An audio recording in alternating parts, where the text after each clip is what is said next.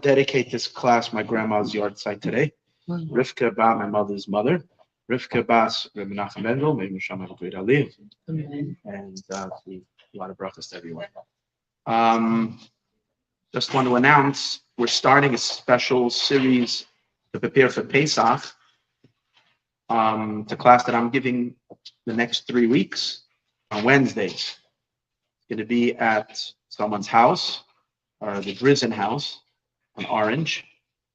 So if you're interested in joining, please let me know. It's going to happen from 8 to 9. The first class is going to be on the essence of Yetzias Mitzrayim of the past. Second one is going to be next week, Wednesday, on the ongoing Geulam Mitzrayim as it applies in our own service of Hashem. And the third one is going to be looking forward already for the up-and-coming redemption. So it's Exodus, past, present, and future. As Hashem, we have a really special class from 8 to 9 tonight. If you could want to join, come join.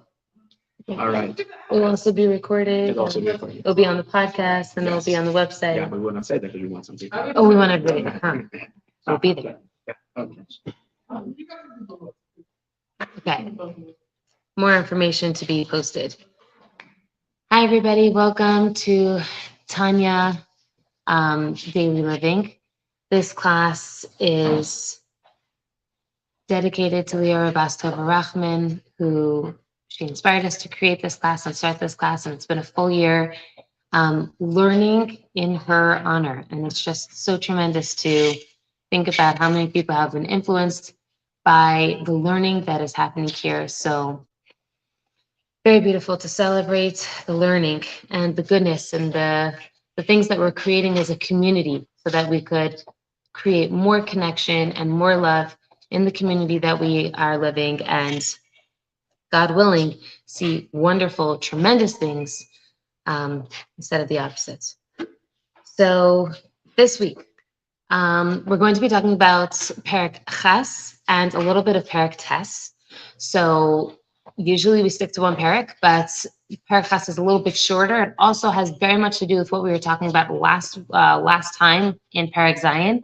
So I'm going to kind of summarize what we've been talking about up until now, introduce the flow, because I'm very big about flows. I want to really value the way that the Alter Rebbe puts so much effort into creating how each parak is leading up to a progression of where the Baal Tanya wants us to be in our Avodah. So I think it's important to really stress that and not treat each parak as its own individual package. So it's important to know what the flow is, to understand what the Alter Rebbe is trying to get us to understand, and then to explain Perek Ches a little bit more, and then introduce a little bit of Perek Tes, and then how to make that practical, because that's really what we're here for. We're supposed to be taking this and making this real in our everyday life. So, like always, we start off with what is the Tanya? The Tanya is this book that was written as the Sefer Shel Beinonim. It's supposed to be something that we can apply to our everyday life. It's not supposed to be something that is lofty or only for tzaddikim, but it is something that is supposed to be really practical, very pragmatic, very real to us. And if it's not feeling like that, then there's something lacking. We have to figure out what that is. So the Baal Tanya has been talking about up until now the neshama, the makeup of a Jewish person, the nefesh bahamis, the nefesh elokis. We spoke about that last week. What is kedusha? What is sitra achra? What are these concepts? What does it mean to be someone who understands and sees kedusha? So just to go over some of those again, kedusha is where you see Hashem's light as manifest. Sitra achra is where Hashem's light is not manifest, where you cannot see it. And klipas nega is that world or that space where it's not apparent, but it has the ability for that to be released. It has that ability for it to shine. So we spoke a lot about klipas nega last time, and we spoke about how permissible things that are in this whole world is very much about klipas nega. And what that means is that everything on this earth has a klipa on it, which means it has a shell, it has something that's blocking us from seeing Hashem's light as manifest. But that doesn't mean that it's, God forbid, evil or that it's sitra achra. It just means that it has a peel covering over it, protecting it, and allowing us to fully live in this world. in a very real human world. That's why it's covered with those peels. But it also gives us the opportunity to fulfill what our mission is in this world, which is to reveal God's light and allow his light to be manifest in this world. So it's kind of like the purpose of the world dictated what the world actually looks like. And that's a whole lot of Klipas Noga. So what is our purpose? And we went through, what does it mean? What is Kedusha? What is Klipas Nega? What are the Shalosh Klipas Tameas? And we spoke about how the three impure klipos are things that are not permissible. So, for example, foods that are not kosher, foods that are not permissible for whatever reason. Let's say it's meat and milk together, or let's say it's just something that's not kosher. That's something that we don't have the ability to elevate. It's not something that God gives energy to, that we have power to reveal his light in the same way. Of course, Hashem vitalizes it. Nothing's in this world without Hashem saying that he wants it to be there, but it doesn't have opportunity for it to be elevated. It's just there because Hashem wants it to be there, and it's not there for us to elevate. That being said, when we engage with Shalosh Klipas Tameas, we ended off the class with this last time, which is if we're engaging with Shalosh Klipas Tameas, we're taking our body, our vessel, and we're bringing that energy inside of ourselves. And it has an impact. It has an impact on the way that your body functions. And today what we're going to get into a little bit is the fact that Klipas Nega also can have an impact on your body. So earlier, with a few lessons before, we were talking about how we have different operating systems. We have the operating system of the Nefesh Elokis, and we have the operating system of the Nefesh Bahamis. One is a godly soul, one is an animal soul. Those operating systems have their own spheres. And we spoke about those. Those are energies. Those are ways that we interact with the world. Those spheres either can bring you up as a person or can bring you down, depending on what you're engaging with. And it deeply impacts who you are. So quite literally, every single thing that we're interacting with has opportunity for us to engage, reveal God, or it has the ability for it to be just nothing, neutral, just we are maintaining the shell, or it has the opportunity for us to, God forbid, take our body and bring it down, bring it to a place that it's not supposed to be. So engaging with something that is forbidden would be falling under that category. So what does that actually mean? How does it really affect us? What are ways to prevent that from happening, navigate that world? So last time when we spoke about it, we just introduced this idea, right? The idea of the world being filled with opportunities and what that means and where it's coming from. Here we want to talk a little bit more practically how to engage with the world from that space, understanding this in theory, and now let's make it a little bit more practical.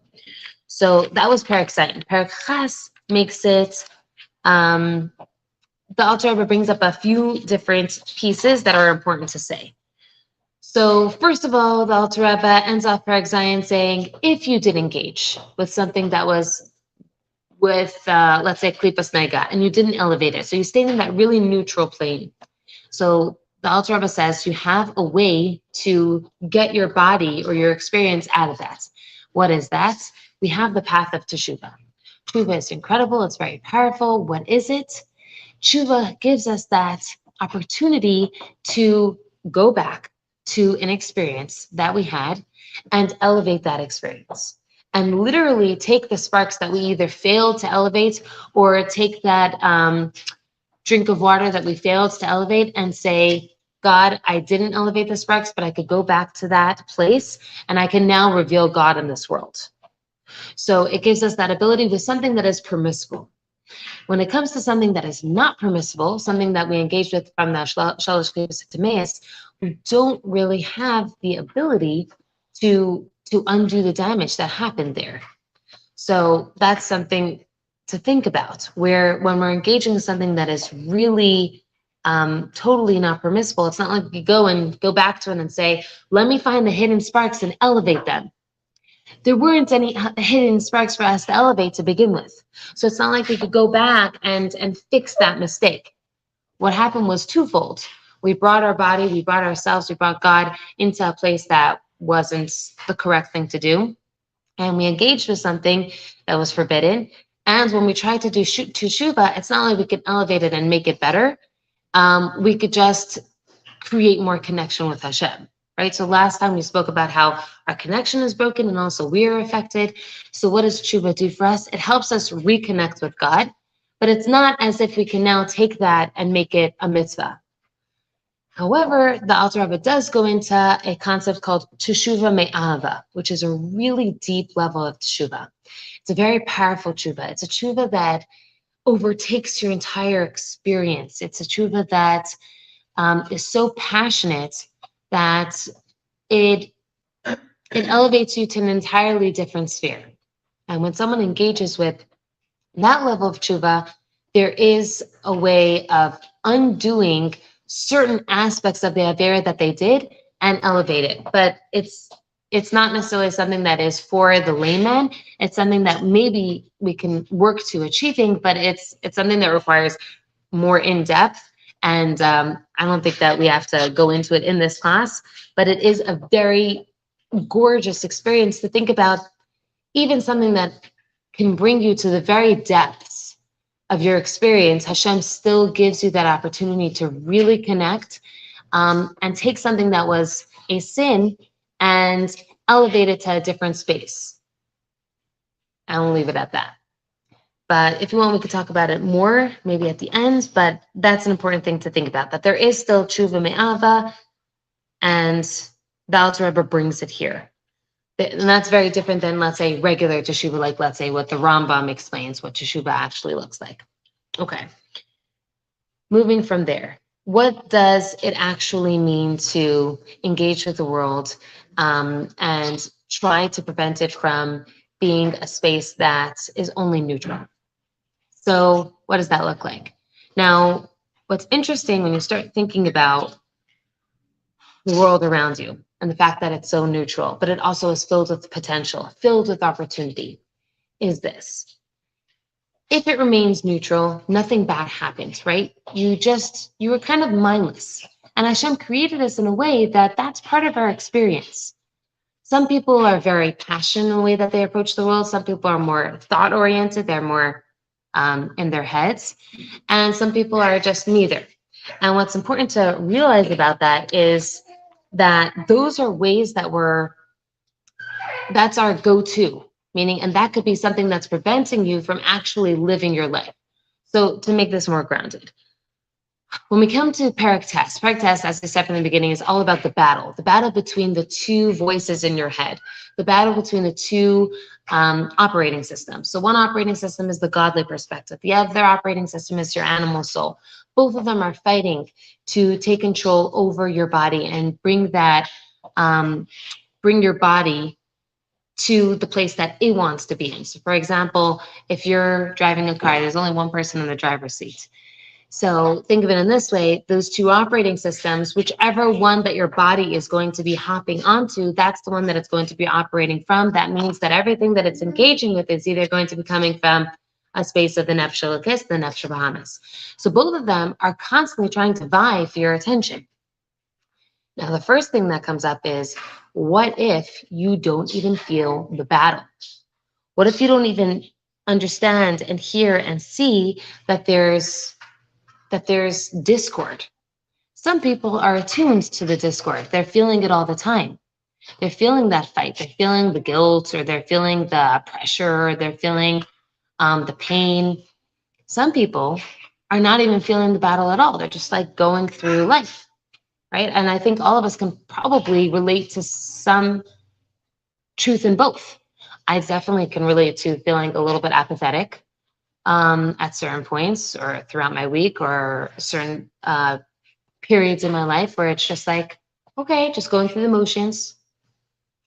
And then there are some points in my life where I remember feeling super inspired and very driven. And then there's the highs, and then there's the lows, and then there's also the apathy. So how do you navigate first of all, how do you navigate the battle? And then how do you also navigate if you're not feeling that experience of even a battle even happening? It almost could feel like, oh my goodness, I'm a lost cause. Like I'm so not attuned that I don't even feel what's happening. I'm too numb to the pain, or I'm too numb to the internal dialogue that's happening within me that I'm not even aware of that. So, two things to first bring to mind.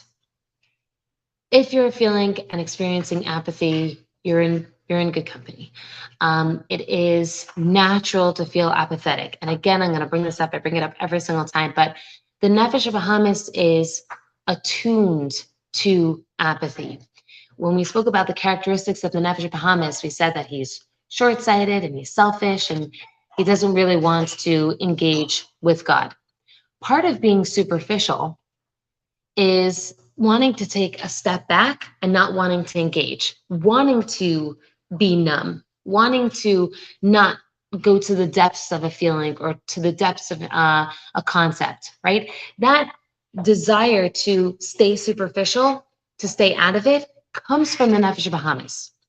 So it's not like you're feeling apathetic and you're so far gone and, you're traumatized and there's no hope. What I'm trying to say is it's part of our experience to be feeling apathy because that's part of what the Nefesh Bahamis is feeding. It wants to remain short-sighted. It wants to remain superficial and materialistic in the shallow sense. It wants to remain shallow. It doesn't want to go to the depths because if it goes to the depths, then it's already operating to the Nefesh Elokis, right? It's becoming the Nefesh Elokis operating system because that's what the operating system of the godly soul does. It goes to the depths. It goes to the spiritual. It sees what's beyond. It's not just happy with a shell. So that's not the voice of the Nefesh Elokis. So if you're feeling apathy, it's okay. It's part of who you are. Just like we were saying, if you're feeling fear, if you're feeling anxiety, that's what the Nefesh Bahamis is. And that's okay. That's part of our human experience. However, you don't want to stay in a state of apathy, even if sometimes it's cozy and comfortable. And it sometimes can even do good things, right? Like we were saying, one of the very, very early classes, how the Baal Tanya says that Rahmanim Baishanim and Gaim Lechasadim, right? Being a people, Am Yisrael, being a people who are kind to others. That's just part of our midas. It's something that comes naturally to us. It's not necessarily coming from the godly soul. Just like there are people out in the world who are not Jewish who are very kind, good people. It's not coming from a godly soul. It's just them being good people. And that's not necessarily godly. It's just they feel inclined. They feel good being good. I feel good doing good. It doesn't mean that I'm doing it because I recognize Kedusha, that I recognize that I'm trying to manifest God in my life. So that being said, understanding that apathy is a part of our human experience. Fear is a part of our human experience. And sometimes even doing kindness is a part of our human experience. That's okay. What we want to do is not be hard on ourselves about it and instead say, how could I bring a godly perspective into this? Even if this is my nature, I want to stay away from being in my natural Nefesh Bahamis state and instead introduce a little bit of a godly perspective. So if I'm experiencing apathy, if I'm experiencing a little bit of a sense of numbing, what should I do in that situation? So first of all, numbing is not such a terrible thing, right? In ways, we could use that mindlessness to help us, right? Sometimes anxiety is driven by being too much in your head, right? Thinking way too much, being too involved. So let's not write it off as a terrible thing. In ways, sometimes it can serve you, right? Just like we want to get the Nefesh Bahamis to serve you, we want them to get the Nefesh Bahamis who wants to eat and drink and do all sorts of pleasurable things, but we want to engage the Nefesh Bahamis and make it engage with the world, but reveal godliness. In the same way, you could look at apathy and you could look at numbing and you could say, well, obviously, if you do that to an extreme, it's a not good thing. But there is a way to reveal godliness with numbing, right? So if you look at what apathy and what numbing is, there's a little bit of taking a step back, right? And that is not a terrible thing. Sometimes it's a good thing to just take a step back and allow something else to come through. For example, if I have this, let's say I went through a period of numbing, right? I was very good at numbing, let's say, at a certain period in my life. not unhealthfully. Thank God I don't have problems with substance abuse or anything like that. But I would do certain things like just like shut my mind off and just go through the motions. And in a way, that's fine if I'm doing all the good things that I'm supposed to be doing, right? Technically, no one had a complaint against me. All my teachers thought I was a good girl, and I was doing good things.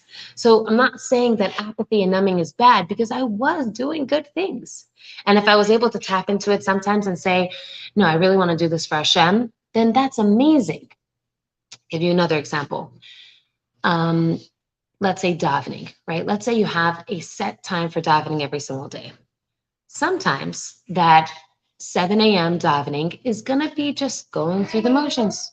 You davened and you didn't really even think about it. I know definitely there have been times davening Shemana Esrei and I'm like, wait, where am I up to? Right? Because I know the words by heart and I'm just saying them. And so there's a little bit of me just having taken a step back and just kind of mindlessness. And at the same time, I'm doing the right thing. I'm davening. Hashem told me to daven, and I'm doing that. And what I'm doing by making sure that I still do the right thing is I still have that open conversation with Hashem. Let's take the opposite, for example. Let's say I decided I want to be only completely authentic and genuine. I only want to engage with God when I'm really feeling inspired, when I'm really feeling like I have what to say to Him. Now, what happens is that can come few and far between, right? And then, yes, when I'm engaging with Him because I'm really afraid or I'm really inspired, then that's passionate and it's authentic and it's genuine. And it can become less and less something that I will engage with, as opposed to if I make it a part of my Nefesh Bahamas's ritual or part of what I do in my everyday life, a habit, then in ways that actually gives me a doorway through which I can engage with Hashem constantly. So if I have that set time of davening to Hashem every single day at 7, it's not always going to necessarily be an authentic, genuine connection. But at the same time, I've kept the door open, right? The line of communication is there. And let's say I'm in the middle of davening and I'm thinking, oh, wow, I just remembered I'm doing this in a mindless way. I'm doing this in a numbing way.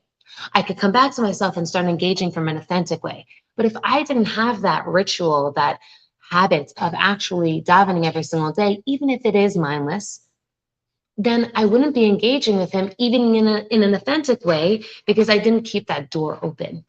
So all I'm trying to say with all that, all those examples is the numbing and the apathy is not a terrible thing. In a way, it's just one of the ways that the Nefesh Bahamas interacts with the world. And in fact, we can use that to our advantage. We can make the apathy or the numbing or the taking the step back or doing things mindlessly and make it something that serves us instead of works against us. Does that make sense? Okay. So it also gives us the opportunity to deepen that and realize that if there is that mindlessness happening all the time, not only do we want to engage with Hashem in a really authentic, genuine way, but we also just want to engage in our lives, in just our human lives in a more authentic way. So that mindlessness and that awareness of the apathy, which I know for myself, when I experienced that, realizing like, oh my goodness, I'm just living my life and not really authentically engaging, it was a little bit scary. It was a little bit painful to realize that there was so much of my life that wasn't real. And instead of getting caught up in it and saying, this is terrible and I'm a lost cause, instead you could look at it and say, this is an opportunity. Just like springing off of last week, this is an opportunity. If I find myself very much engaging with mindlessness, what I could do is instead catch myself at it. So if I catch myself being mindless, I could say, now I want to be more present. I want to be more mindful. Now, I know as women, it's very easy for us to go to extremes, like, okay, now I'm going to do this, and if I'm not going to do it, I'm going to punish myself. That's not the point. The point is to take a very gentle approach towards your Avodah. And that's why the Alter Rebbe has been taking us on this journey, starting from the very beginning of an explanation of what the soul is, and now getting into the practical understanding of what is happening and what is the battle that we're engaging with. We're already at Perek Tes. That's 9 chapters in. And only now the Alter Rebbe is starting to talk about the real battlefield. So it's been very gentle up until now. And it's important for us to hear that piece that the Alter Rebbe is teaching us in the way that he just structured the Tanya, that our approach to our own Avodah is supposed to be very gentle. It's supposed to be slow and easy and mindful. And we shouldn't be guilt tripping ourselves or punishing ourselves or getting lost, because that's definitely not going to serve us. That's actually the Yetzer Hara trying to trip you up and bring you back 2 steps. So it's so important to listen to the godly soul, and the godly soul is saying, if you hear anything that's coming from fear, if you hear anything that's coming from guilt, that's not me. That's the Nefesh Bahamis. If it was me, I would be gentle and I would just be saying, you're feeling that? That's okay. Let's switch it over now to something else. You're feeling apathy? Let's find out where there's something in numbing or in apathy that we can engage with and we can elevate. Okay, so really important to hear the voices in our heads. So something that's important that the Baal Tanya brings up, and this is something that's really crucial because people don't really talk, they either gloss over it and they don't talk about this aspect of Parachas of Tanya, or they engage too much with it. So the Baal Tanya talks about Teshuvah. And in the whole umbrella term of Teshuvah, he also talks about the opportunities that God gives you for Teshuvah. And he brings up cleansing, because we were talking about bringing our body and in ways sullying our body with, let's say, engaging with the Nefesh, the Shalosh Klipas Hatameis, and Klipas Mega, and not elevating ourselves and bringing our keli down. So there is a process of purifying your body, purifying your neshama, purifying your experience, cleansing it so that you could come back to approaching Hashem from a pure, real place. And I think that before the Baal Tanya, people really ran with this idea. So they would do things like roll around in snow and really hurt their bodies so that their bodies would be cleansed. And the Baal Tanya, when he talks about a cleansing of the body, he's not referencing to, God forbid, people suffering. He doesn't want people to suffer. Here he explains very fully what it means. He says, yes, it's true that when you engage with the world and you don't elevate it, when you engage with Klipas Nega, you give more power over the Yetzer Hara to speak to you. And he gives the example. He says, people who engage with idle talk, right?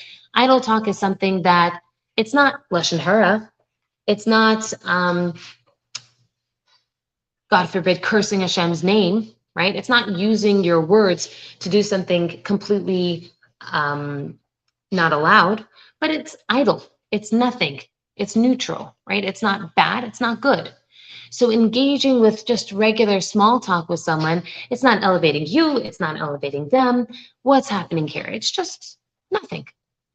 So the Baal Tanya says, what's happening there? It's not affecting you where it's bringing your neshama to a terrible space, but what it is doing is it's making you experience the Nefesh Bahamis more, that operating system more, which means that the more you're engaging with, let's say, something that's neutral, like idle talk, just like with the example, like with davening, you're not engaging with tefillah all the time, you're lessening that ability to have that line of communication open. You're distancing yourself from Kedusha in a way. It's not like it's a write-off where you're bringing your neshama down, you're bringing your body down. God forbid. It's just allowing your Nefesh Bahamis operating system a little bit more power because you're already in that mode. You're in that mode of just doing things that are self-gratifying or not wrong, but just neutral. Now, that affects you because it gives the ability for the Yetzer Hara to have more of a voice. If you're already on that track, then you just kind of will continue with that track. Now, most people will say, well, if that's the case, then I'm not going to engage with the pleasures of the world. And that's really where I wanna engage with right now, where I want to talk about engaging with the physical world, because the way Chassidus explains it is, yes, there's a concept of the more you engage with Klipas Nega, the more you engage with your Nefesh Bahamis, there's an experience of like Timtum Alev, where like you You become less sensitive to Kedusha, less sensitive to manifesting Hashem's light. And at the same time, it's very important to hear that other message that I think the Rebbe really stressed, which is Hashem wants you to enjoy. Hashem wants you to be happy. Hashem wants you to engage with this world. Hashem doesn't want you to suffer. So then how do you balance that, right? On the one hand, we hear this understanding about Tanya is even talking about it in Parachas, where if you engage with worldly pleasures, it causes you to be less sensitive.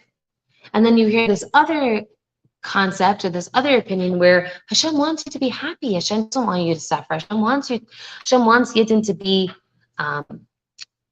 filled with wealth. Hashem wants us to be wealthy in the physical sense, in the spiritual sense, the emotional sense, in every which way. Hashem wants us to have and to be engaging and to be happy. So how do you balance those two? And I think up until the Baal HaTanya, no one really understood how to do that.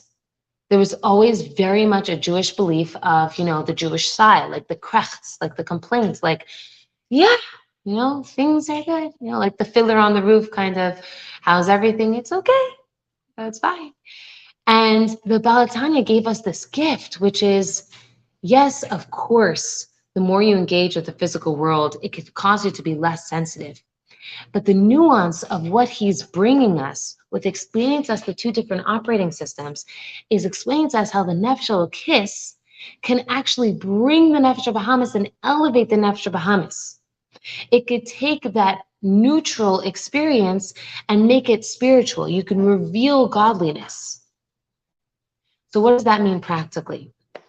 It means that when we look at, let's say, eating, in the olden days, right, before the Baal HaTanya, people would say, don't eat that, don't engage with the world, don't get pleasure from this world.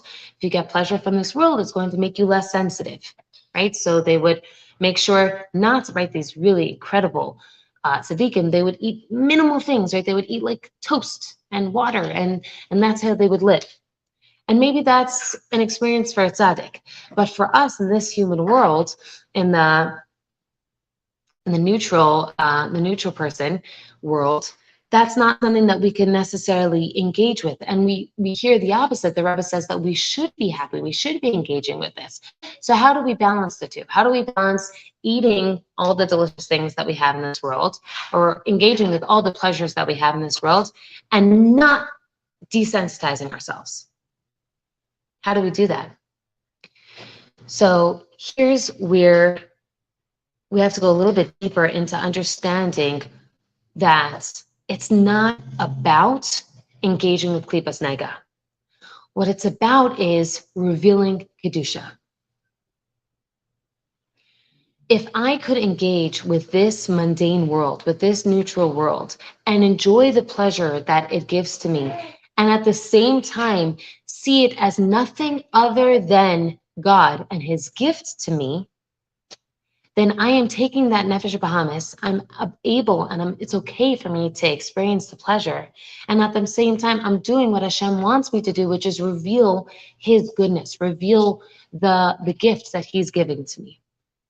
Before the Baal HaTanya, it was don't engage because it desensitizes. After the Baal HaTanya, he gave us the focus.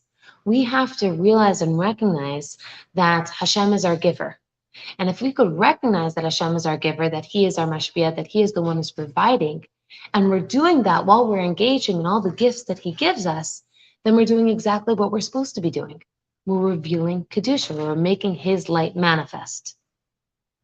I'll give you an example. And I think with the example, will make it a lot simpler. So examples like this. Imagine a woman who, she has a bunch of little kids, and her husband helps out, and he does carpool every single morning. And he does carpool, and she's happy. Thank God he does carpool. He takes the kids to school, makes things easier for her. She could start her day. As soon as they leave the door, she starts. And then there's that one day where he can't. And she can't handle it. Like, oh my goodness, it's going to throw my entire day. So what's happening is like this. She has taken it for granted that he takes the kids to school every day. She hasn't even come to realize the immensity of the gift that he gives her with this very simple act of taking the kids to school. But when it's taken away from her, that's when it all becomes clear to her how much, how meaningful this has been for her. Right? So what's been happening is, up until that point where he stopped, what's been happening is that he's been giving this gift to her where she can start her day. She's not stressed. She can have a cup of coffee, for the 15 minutes before she starts work, let's say, whatever it is for her, very meaningful. And all those little steps, all those different pieces of what it gives to her, knowing they're going to get there safely. She doesn't have to hire someone to do it. She can have some time to herself. She can clean up, whatever it is that happens with that gift of time. She's just been going with it. It happens, right? Just like it's neutral, right? He's not upset. She's not upset. It's just been happening. But as soon as she starts realizing that when it's taken away from her, the immensity of what happens, all the different details are not falling into place, she realizes how much she's been receiving from this little gift of him taking the kids to school. So what's happening is he was being mashpia, he was giving something to her, and instead of her receiving it, she was kind of just like taking it, right? It's neutral. It's not like he's being acknowledged for what he's doing. She's not even acknowledging to herself how great it is, what it's giving to her. And I know it sounds funny because it's a very simple example, but it's important to hear in these simple everyday life examples what's happening. She's not receiving it. She's not seeing the gift of what it is. And when that happens, it's not like there was an exchange. It's not like there was a connection. It's not like their relationship was revealed. Does that make sense? She just took it and she walked away. It was only until it was taken away from her that she realized. Okay? And the example is the same with every single thing that Hashem is giving to us. This world is a gift. When Hashem gives us that food to eat, when Hashem gives us that person that we could be engaging idle talk with, right? When Hashem gives us the, Baruch Hashem, a car to drive, a house to live in, and we just walk through it and don't actually acknowledge to Hashem that He is the one who is making this manifest, then what's happening is we're kind of just enjoying the pleasures. And what we're doing is, why is it desensitizing ourselves? Because we're not acknowledging the great gift that Hashem is giving this to us. So we're not receiving, and we're just going ahead with our lives, which is basically the opposite of Kedusha. The opposite of Kedusha is when we're saying, I stand, right? Well, last time we were talking about bittul, the concept of bittul. What does bittul do for you? Bittul is a technique that you use. You surrender yourself, you put yourself aside to acknowledge that there's a God in this world. It's not about shutting yourself down. It's about revealing that Hashem is the all-powerful. Hashem is the one who runs everything in my life, and I am completely humbled before Him. When I say the opposite and I say, I am the person who's running my life, I am the person who provides for myself, I am the one who's in charge of my life, I am in control when I'm driving the car, I am in control when I'm raising my kids, it's all up to me, I have the world on my shoulders, you are doing the very opposite, right? You're saying, Hashem is not involved in my life. I am the one who is involved in my life, right? So take that concept and bring it here when we are acknowledging, when we're engaged, when you're eating that piece of cake and you make the bracha, it's not just like making the bracha and saying, okay, I'm going to take this energy and I'm going to learn with this energy. I'm going to have the strength to take care of my kids. It's not just like you're taking that energy and you're saying, now I'll be able to do something with it. What we're trying to do is we're making Hashem's light manifest by surrendering us being the ones who are in control, us being the answers to all, and instead saying, Hashem's light is manifest here. I have received a gift here. He gifted me this piece of cake. He gifted me this car, this place where I live. And I want to constantly be in a state of acknowledging the greatness that He provides for me. So if I am in that state of being, constantly that humbleness, that humility of acknowledging the great gift that my life is, then whenever I'm engaging with something that's mundane, it's coming from that space of a person who acknowledges God in their life all the time. So of course I could experience a pleasure. I could experience eating cake because it's not desensitizing me. I am in a state of constant awareness of the bracha, the immensity of Hashem's gift to me. So it's not going to desensitize me. Hashem wants me to be happy. I trust that. How do I know that? Look at the greatness he gives to me. Look at all the gifts he bestows on me. I see it all the time. I'm in a constant state of awareness of his light. I'm constantly showing the world his light because I live his awareness. So engaging with the world is not, and experiencing pleasure is not going to be something that desensitizes me. It's going to actually be the very opposite. It's me acknowledging to Hashem, thank you. Not just do you provide for me the regular things that I need to eat. You give me cake and it's so delicious, and thank you for making things delicious. You could have created a world where everything tasted bland, and instead I'm tasting something that is special, unique. It's different. What do you say? And mine, yeah. Oh, you're saying delicious lunch. Yes, major shout out to the Rebbitzin, right? So we're not supposed to just be eating the delicious food and saying, wow, this is delicious. But acknowledging, right, the person who made it, the effort that went into it. And if I'm in that state of acknowledging the gift all the time, enjoying the pleasure of it is only acknowledging more of the gifts that Hashem is giving to me. Hashem wants us to live in this beautiful world. He put in so much effort to make this world beautiful. The least we could do is engage with it and acknowledge his greatness and the gifts that he's giving to us. And this is a very, very different perspective than the way that Judaism looked at the way Hashem created the world. Before the Alter Rebbe, people had a lot of conflicts between world and spirituality. How do I look at this?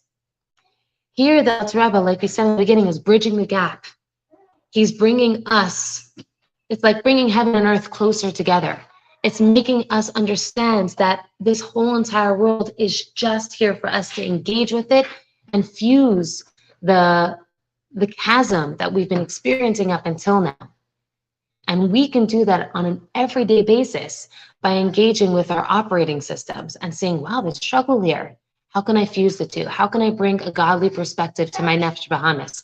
How can I reel my Nefesh Bahamis in and show the Nefesh Bahamis a little bit of humility, a little bit of going deeper than the superficiality of what it wants to look at, and say, no, there's a God beneath this. And if I can do that all the time, I'm revealing Kedusha. I'm in a constant state of revealing Kedusha. So that is finishing up Perek Zayin, finishing up Perek Ches, and starting Perek Tes. Okay, so we kind of covered a little bit of Zayin, middle of Ches, and starting Tes. I don't want to go further in Perek Tes because it's huge, but that's a very, very important piece to recognize and realize the great gifts that the Alter Rebbe is giving us with understanding what the Tanya is really presenting to us. What is our true Avaita? Our true Avaita is revealing Kedusha. It doesn't mean we have to suffer. We're now living in the most affluent time that Judaism has ever experienced. We have so much at our disposal. I'm not saying that everyone is obviously making it. What I am saying is, Baruch Hashem, we have food on the table. And worldwide, Jewry, Baruch Hashem, is not suffering to the extent that we used to. And we have to celebrate that. Hashem wants us to be happy. Hashem wants us to be living a Mashiach-tic world. And us experiencing and revealing the Kedusha more and more is bringing us to that state of Mashiach, where we're going to see Hashem everywhere. And there's not going to be any suffering. The suffering is the klipa. The suffering is the shell. So the more that we can do that within ourselves and reveal Kedusha in every aspect of our life and see and experience the pleasure and celebrate that pleasure because he's giving it to us, the more we're bringing Mashiach closer. So I think this is the last Tanya class before Pesach. So I want to wish everyone a kosher and from Pesach. Pesach is all about redeeming ourselves. So the parts of ourselves that are feeling like they're being crushed, they're being held back, they're suffering. We're supposed to be able to see if we can let that go, reveal it, redeem it, And we should all experience that in the energy of Pesach and hopefully tap into it and experience a true personal redemption over Pesach. And if you attend Rabbi Wolf's class tonight, I'm sure you will experience that. So highly encourage everyone to go there and get the practical way of experiencing it. Thank you so much. Thank you. Any questions before we?